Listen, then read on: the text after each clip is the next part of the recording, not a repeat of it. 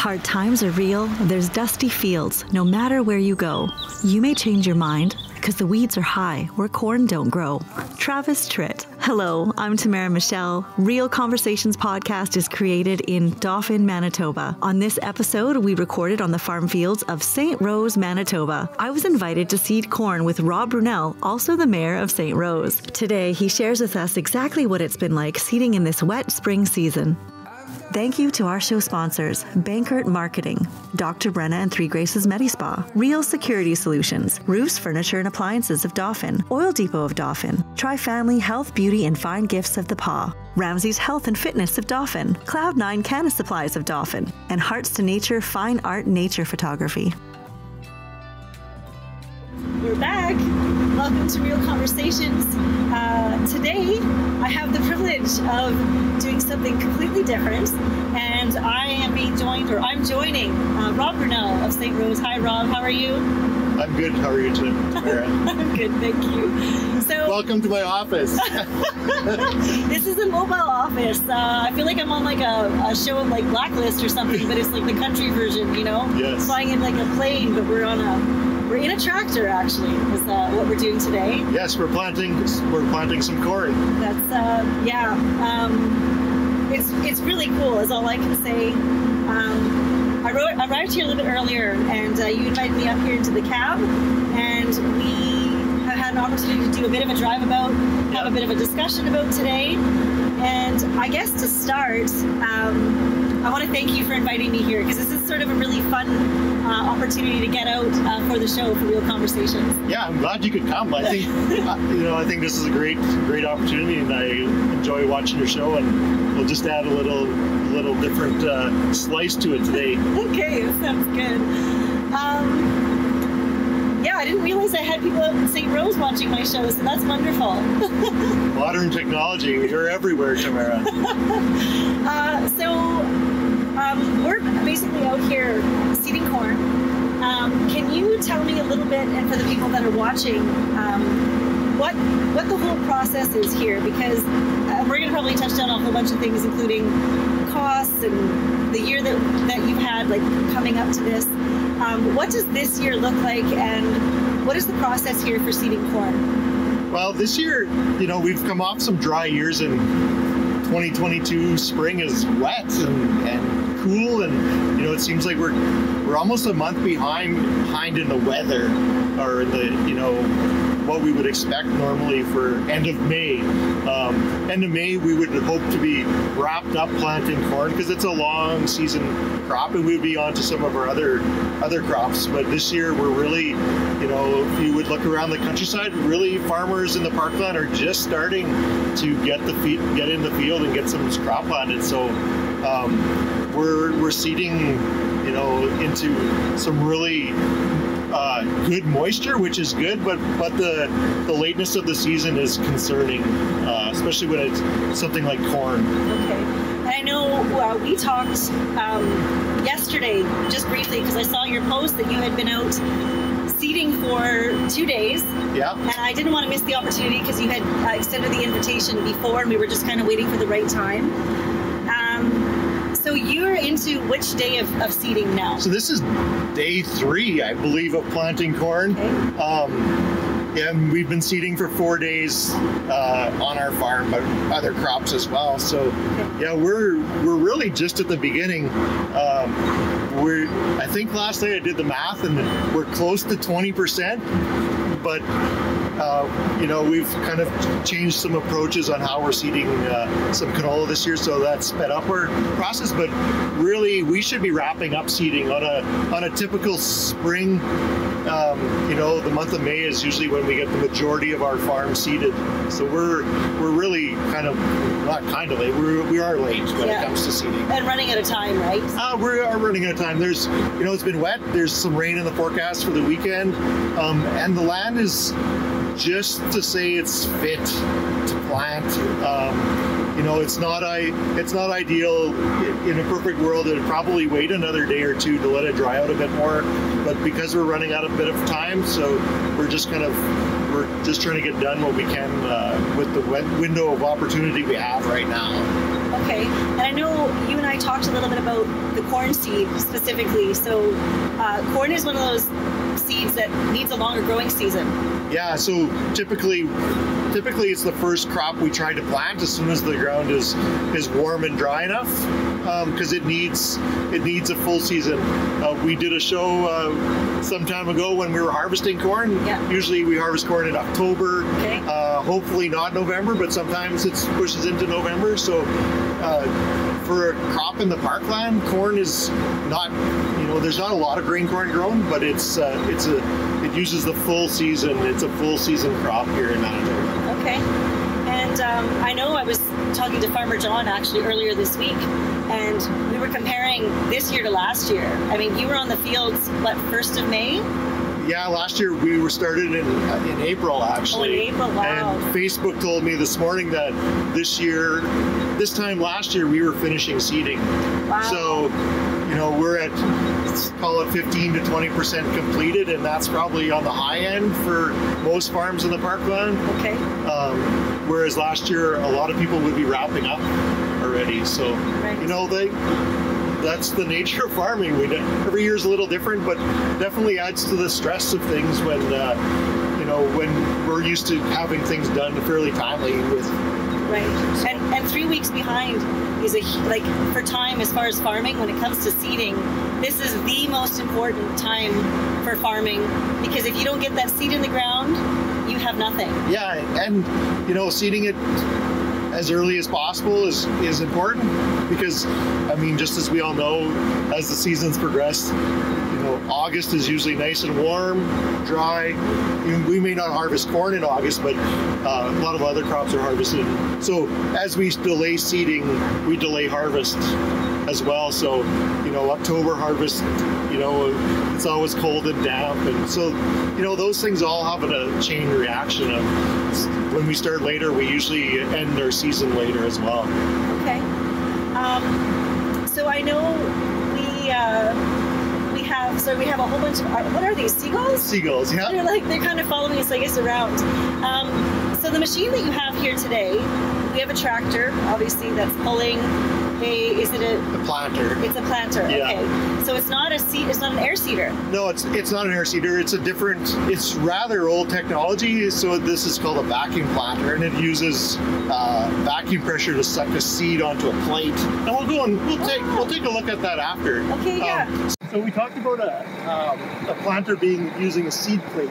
So if you look inside there's a series of holes, and the vacuum sucks the seed onto these holes and drops them down. So that way, that's how it's counting the seeds. So you change the rate by speeding up or slowing how fast the disc turns.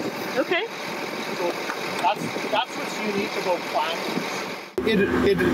It counts seeds all day long. So this machine, if you look at the screen, it's planting around 38,000 seeds per acre. And because it has a plate with holes in it, it picks up a seed and it drops a seed. It picks up a seed. So that's how when you plant corn, you want your corn plants spaced out evenly. You don't want them together. You just want a nice little picket fence. Okay. So, because corn doesn't like competition from each other. So when you space your corn stalks out, then you get nice uniform cobs. Okay. And so that's the key is the uniformity. So that's the design of a planter, is to have uniform seed placement. Okay. And this is the same corn that you had planted previous? Yes. Which is one corn cob per plant, right? Typically we see one cob per plant, yeah. Okay. So in an ideal world, we're planting 38,000 cob or plants per acre, and so we should get 38,000 cobs per acre. Okay. Interesting. Yeah. So it's all about, with corn, it's all about placing that seed independently.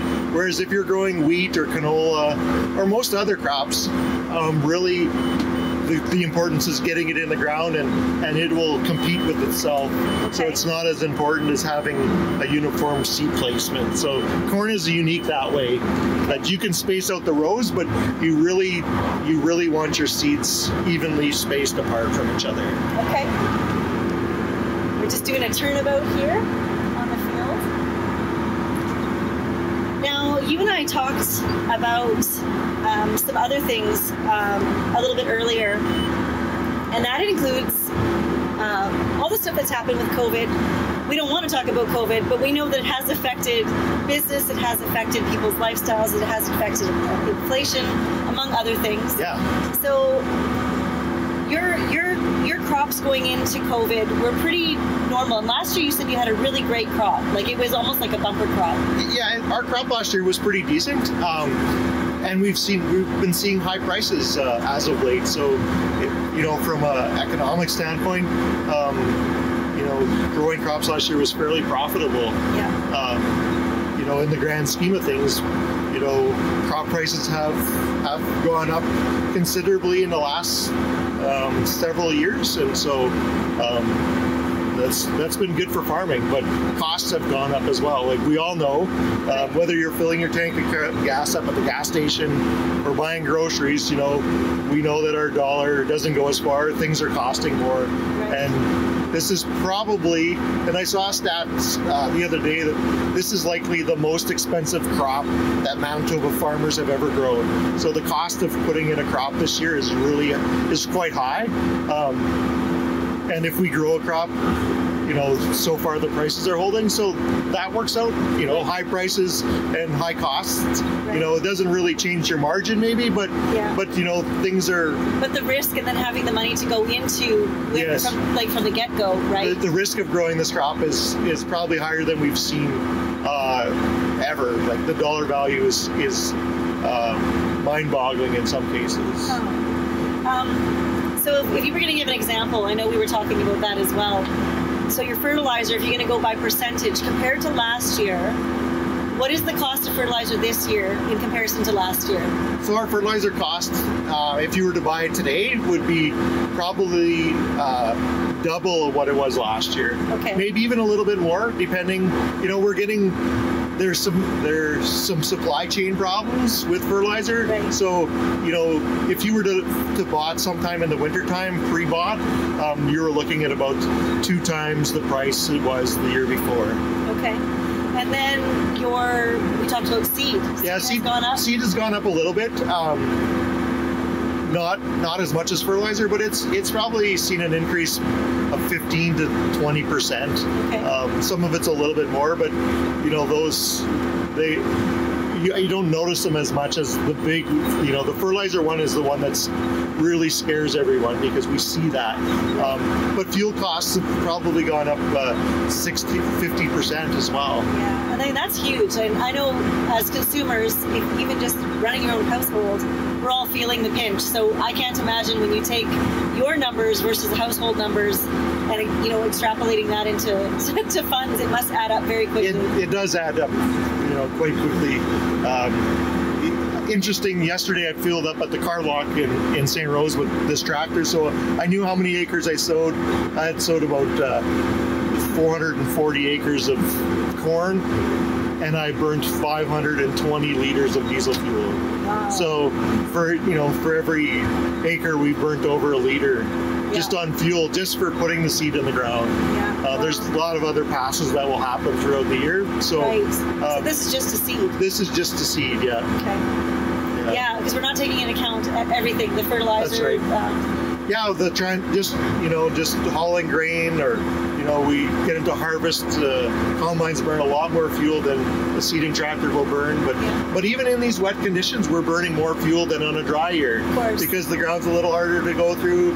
We might be spinning a little bit more. Yeah. We have some wind today. We have some wind. We're going around water holes. The efficiency just gets a little less. But I guess the only blessing that we see right now, and that's the optimist in me, is that we have really good grain prices. So it clouds the extra expenses as the optimist that we're going to grow a great crop. So if we have a great crop with great prices and we spent a lot of money, things will still turn out all right.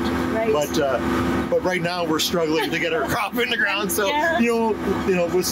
we still technically have about a month. For some crops, we'll definitely be changing some plans if we get a little later. But we still have a month, so lots can happen. Mother Nature can take care of us and grow a bountiful harvest maybe for this year. For sure. Yes, we're all hoping for that. And I know with the Parkland, how well the farmers do really affects the economics and all of the industry. Absolutely. Everything that you come back and you spend in the community, whether it be, I mean, it can be anywhere. You know, I think about even, you know, some of the machinery you get, your parts. So that's another question I have is with COVID and the slowdown in factories worldwide, there's been shortages, as you were saying. Yep. How has that affected you mechanically? Well, I've kind of taken the approach of trying to look at some of the things we normally use or break or wear out during a season and look at securing those parts sooner than normal. So we have things in our shop for supplies that we don't normally store, but we know that the tire shop would have, or the parts department at the Case dealer or the John Deere dealer would have. So you just rely. But since in the last couple of years during COVID, we've seen shortages and we've seen delays. So we're trying to be proactive and trying to minimize downtime waiting for that part. But there's a lot of parts in these machines, and so you can only keep so far, exactly. Right? And some of them it's unrealistic to store because you may never need them. But it's definitely challenging that something could go wrong mechanically, and you could wait weeks for that replacement. And I keep in mind too that the parts that you're using are very specific to our seasons. So those parts won't be in demand in December. Exactly. But they're going to be in demand now. They're going to be in demand through the season. That's right. And especially at harvest time as well, right? So the parts for a planter, we do a lot of pre-maintenance during the winter, and even some of the parts that I ordered in November were back ordered into January. Yeah. So nobody's planting at that time of the year, but the factories are just, like my parts manager told me that we used to have warehouses, and so through COVID and through these factory shutdowns around the world, we've depleted those excess parts that just sit there and make their way. And we've gone to, and a lot of times we were just a hand-to-mouth or just-in-time delivery, and that system has some problems. Yeah, when it's not delivered just in time. Yeah. So. And in a business like this, if you get shut down and you've only got 2 days of seeding done, and you said 7 days? Yeah, well, we like to plant corn in about 7 days. So, and if we were starting at the first of May, we would have till the end of May to plant corn, just not ideally. But since we've started on what day are we? The 23rd or 24th? Yes, only a week left. We essentially have only 26th today. 26th. Yeah. And crop insurance will have full coverage on corn, seeded up until, I believe, the end of May, and then we'll have a reduced coverage for 4 more days. So essentially we have till the 4th of June to get our corn crop in, to have crop insurance And then coverage. last part of that is sort of you take some of the risk. Yeah, they'll it's like 80% coverage. So we're covered for 80%, so then we'll get 80% of 80%. Okay. So definitely a reduced coverage, because statistically they know that planting a crop this late has added risks when it comes to maturity. Yeah. It's just another one of those things that we have to deal with. Oh gosh. Yeah, I don't know. It's big business, hey? And even if you're not a huge farmer, there's so many moving parts and risks involved, whatever size your operation is. Yeah, it doesn't matter what size of farm you are. Like we're still all putting a seed in the ground, and we owe the 6 inches of topsoil and some rain to grow our crop. Whether it doesn't matter what type of farm you're growing. If you're growing a garden, even it's like this. It has to all happen in a timely fashion. Only when we have gardens, we can pull out the garden hose. Yeah. And pay for our water. That's right. Right? It's a little bit different. Right. Yeah. But nonetheless, like it's all relative on the size, and whether you're farming 10 acres or 100 acres or 5,000 acres or 10,000 acres, it all becomes some sort of relative number, but we're all doing the same thing. We're all putting the seed in the ground and hoping that we have a bountiful harvest in the end. And that creates bounty for the entire region and for the country, and it just kind of snowballs, right? The Parkland the Parkland feels the bounty, like a good harvest. The Parkland feels that, but we come through some tough years, and you know the businesses also feel that. You can talk to anyone in St. Rose or in Dauphin or anywhere in the Parkland. You know, whether they're selling snowmobiles or whether they're selling cars or whether they're selling, you know, cheeseburgers. It all makes a difference on how the farming economy is doing, because the spin-off is pretty huge. And then I guess one last thing I wanted to ask you, I guess just in closing, I know we're going to have, Rob's going to let me drive the tractor today, so quite an adventure, again, to be had here in Real Conversations.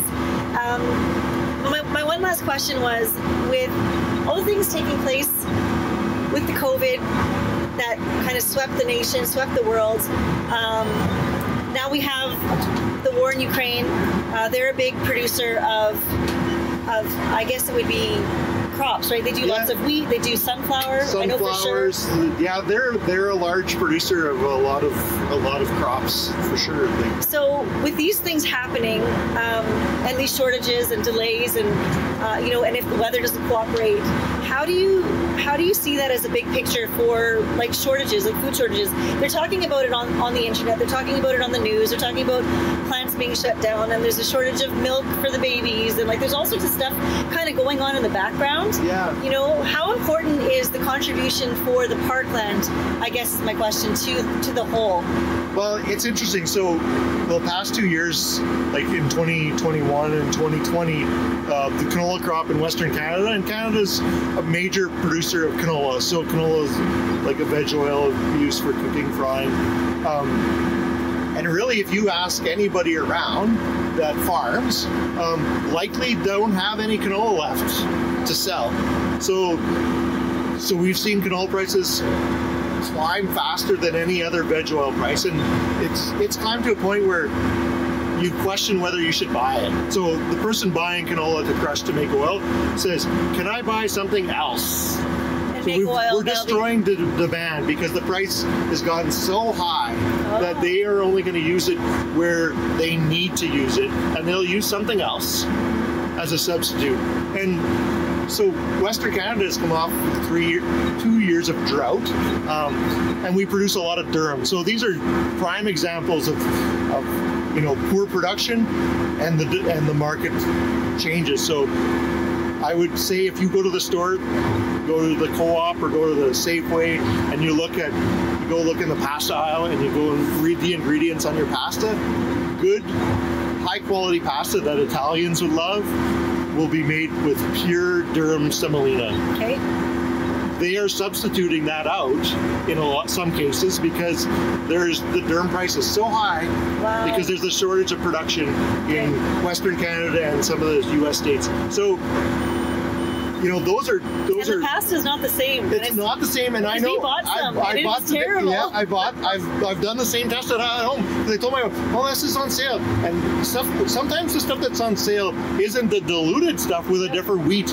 It's this, but I did the same thing, and I actually mixed them together, and you could pick out the noodles. One's soggy. Yeah, and one's a little fatter noodle, like it doesn't have the same texture. So those are just things. So, you know, we talk about the war in Ukraine. Yeah. They're a breadbasket of exporters. The Ukrainian farmers still out there seeding. You know, and I've seen videos on Facebook and on Twitter, because the Ag community on Twitter is pretty large, and we communicate with farmers all over the world a lot of times. Yeah. And they're wearing their bulletproof vests, and they're getting out there and they're doing what farmers do, putting in the crop as best as they can. That's incredible. But whether they can export that crop, right? Like there's a lot of things that happen. So just the shortages definitely raise food costs. Yeah.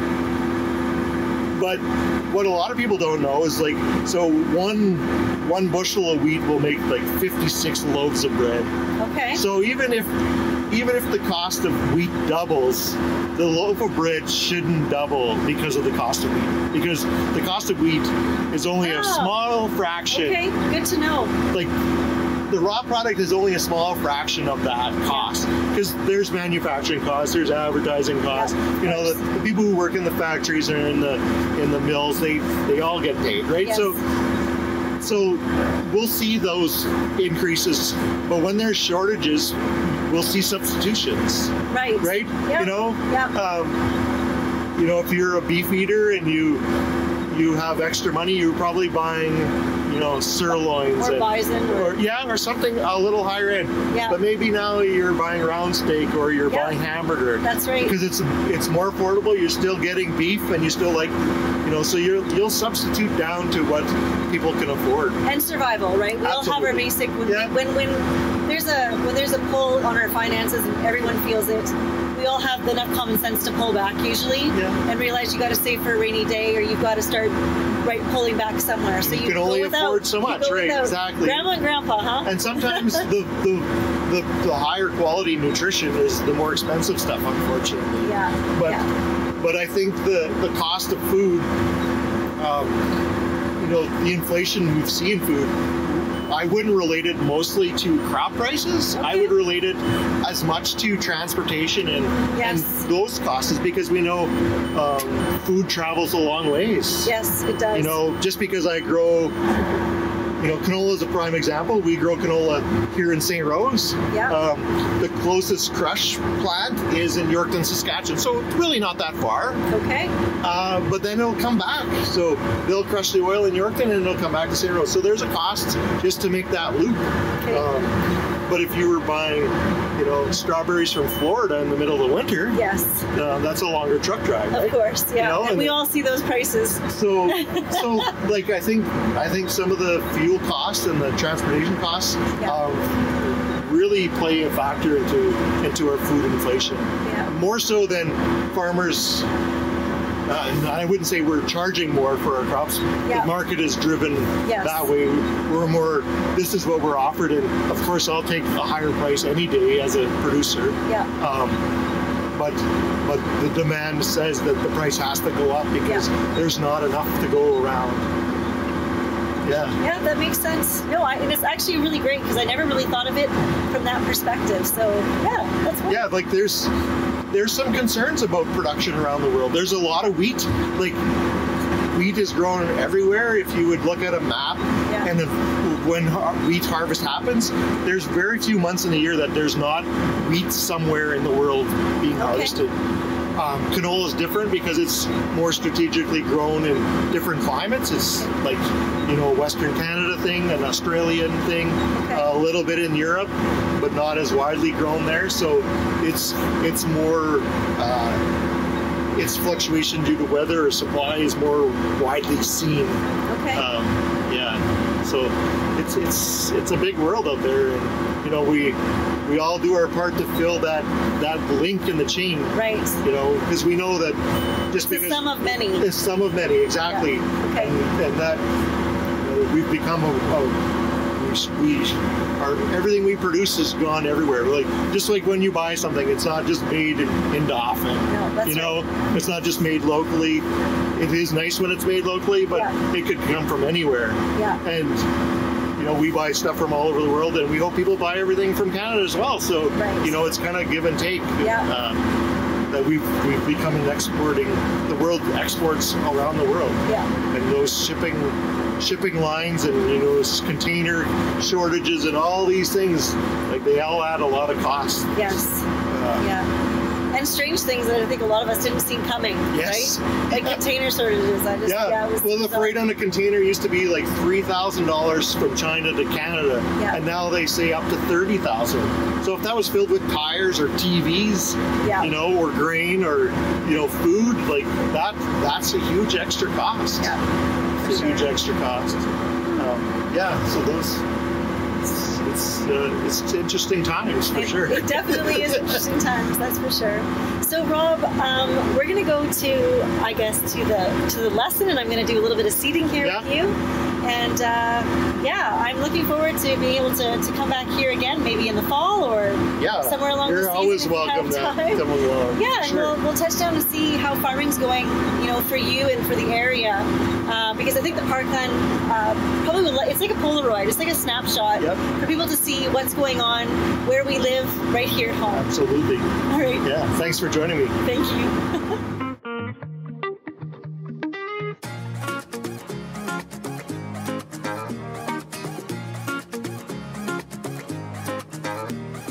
This is a clutch, so you're going to push that clutch in, and we're going to flip this lever into drive, and you don't need to put your foot on the brake. And then I'll just rev it up a little bit more, and then you can let go of the clutch. Slowly, yeah. And Where am I going? So, because we have modern technology, we'll push the engage button, you can let go of the steering wheel.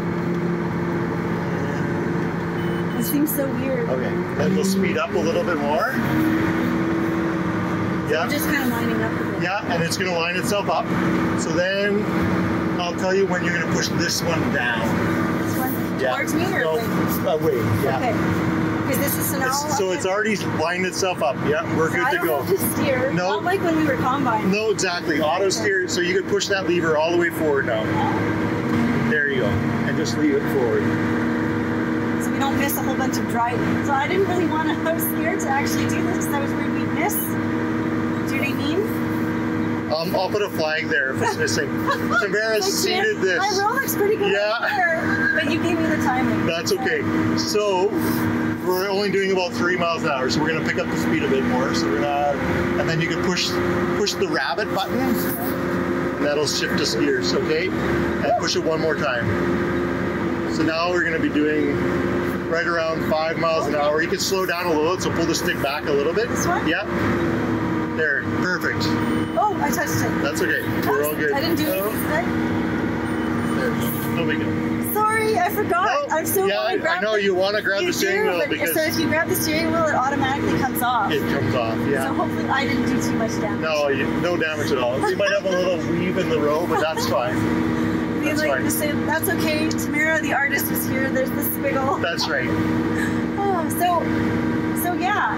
So question: when you're doing stuff like this, how do you mental alertness? Because you have to be aware, but yet you're not focused. And you said that when you have this type of technology with it's GPS driven, you can do a lot more hours because you're not focused for intense periods of time like you would have been. You said 20 years ago. Yeah, like in the late 90s, we started adopting auto steer or GPS technology, and then you focused on a line. So you always have to follow a line and physically steer. So it was, after a long day, it was tiring. When an auto steer came on, it allowed you to do a lot of other things. So you could be more aware of what's actually going on with your equipment. Communicate with people. Right. You know, you can do interviews in your own office, talk on the phone. We know that our lives have been busy, right? Yes. You know, we do more in a day now. That's why there's a lot of distraction, and right? Multitasking, yeah. Right? So you become very much, you can multitask a lot more. Okay. So you do a lot of your business communications for your farm, and you're also the mayor of St. Rose. So you've got, and you have a family. So you have many hats. Yeah. So when I'm in my tractor in my office, I can do a lot of things because I'm not just focused on driving. I mean, we watch for obstacles. Right. This year we're watching for water holes, and we have a power pole here. Yes, so there's things going on. But like you said, I can help manage my employees and talk where they're going, what they're supposed to be doing. My family rides with me, or I can talk to them, or if I'm the mayor, maybe somebody's phoning me or I have office things to deal with. So it just allows you to do a lot of things. Yeah, and still accomplish. I mean, I would never drive this straight if I had to pull the steering wheel, because I was never known to be a straight driver. So this has created my ability to drive straight. Okay. And also, like I said, you're also able to help manage the work of others, problem solvings, etc. Because things will always be coming up in farming, depending on what you're doing and how many people are out working as well. And you said you have 3 tractors seating right now. Yeah, so we have one guy that's just working ahead, and then I have another guy that's seating as well. No, that's just the neighbor there. And there's one down there. And there's one down there, yeah. So, oh, look, there's one way over there. There's farmers. Yeah, there's a bunch of us farmers are out seeding. It's actually very cool. And there's technology that what we're progressing to is autonomous technology.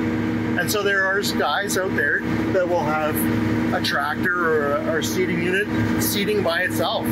Okay, so it's almost like he's just getting into the AI, almost? To some extent, like it's still, you would have to mark out your obstacles. Yes. And your perimeter. So it's a program. It's a program, and they know the land. So, but in theory, you could have 5 smaller ones working on the field and you driving one of them and watching multiple vehicles. Right. So, like that technology is there in farming. It's not widely adopted, but it's fairly new, and it's interesting because modern agriculture has been always bigger is better, wider is better, larger, we do more with less. Yes. But it's kind of reverting back to smaller and just more multiples of them. Oh, okay. So instead of having one giant air seeder, you might have 4. Okay. So they might be running together, they might be running in different locations, but the good thing about that is they're running all the time, right? So I'm panicking because I see we're getting up on the other side. Yeah, so we're getting close to the end. So that first lever that you pulled last time, I'll tell you when to raise it up, and then you do need to turn. Which way, right? You're going to turn that way. So you can lift up now, pull it all the way up, keep pulling it more. There you go. Is that good? Yep. And now you can start making your corner. Is that sharp enough? Turn a little bit more. Am I going too fast? No, you're fine. I've given you lots of room here, so. Is this still good? Yeah. So now, I'm trying to line up with that. Now you can just push this button right here underneath. Yeah. Let go of the steering wheel and push that button, and it's gonna steer us. It might be on the wrong row, so that's okay. We're gonna just jump over a row. Otherwise, we'll have to. There we go. Okay. And now you're going to get ready to push that button down again. This one? Okay. Yeah. You know, it's interesting because when you know you can push it down now. There you go. Yep. Very cool. There you go. It's, there's a little bit nerve-wracking because, like, it was one thing to be out combining with you a couple of years ago, but to come out here now and seeding and knowing, like, if I miss a row, like, yeah, that combine driver will see that. I know, and they can't really adjust. No. Right? They just got to drive in the road. Drive in the road. Yeah, so it's a little bit, like I said, it's a little bit nerve-wracking. So I'm glad I have a very studious co-pilot. Whatever you do at seeding time will be seen for the rest of the year. Well, I won't do too much until I have lots more practice. No problem. Who knows? Maybe when I'm like retired from show business, I guess, I'll be ending up coming back to my roots and farming and wanting to help. I know a lot of farmers do that. Absolutely. And people in the community, they come back and learn it. And one thing about technology, though, it allows a lot of people to operate. Dr. Brunel and Three Graces MediSpa has been inspiring love, confidence, and health in humanity since 2019. Dr. Brunel's skin therapists have the advanced knowledge required to revitalize and rejuvenate your skin. Radiofrequency, microneedles, chemical peels, and oxygen neo superfacials are just a couple of the treatments we offer. To learn more about Dr. Brunel and Three Graces MediSpa, visit our website at threegraces.ca or call us at 204-572-5774 for a free consultation. A special thank you to Bankert Marketing for audio and video syncing. Thank you to our show sponsors, Bankert Marketing, Dr. Brunel and Three Graces MediSpa, Real Security Solutions, Roofs, Furniture and Appliances of Dauphin, Oil Depot of Dauphin, Tri-Family Health, Beauty and Fine Gifts of the Paw, Ramsey's Health and Fitness of Dauphin, Cloud9 Canna Supplies of Dauphin, and Hearts to Nature Fine Art Nature Photography. Like and subscribe on YouTube at Tamara Michelle. See you next week.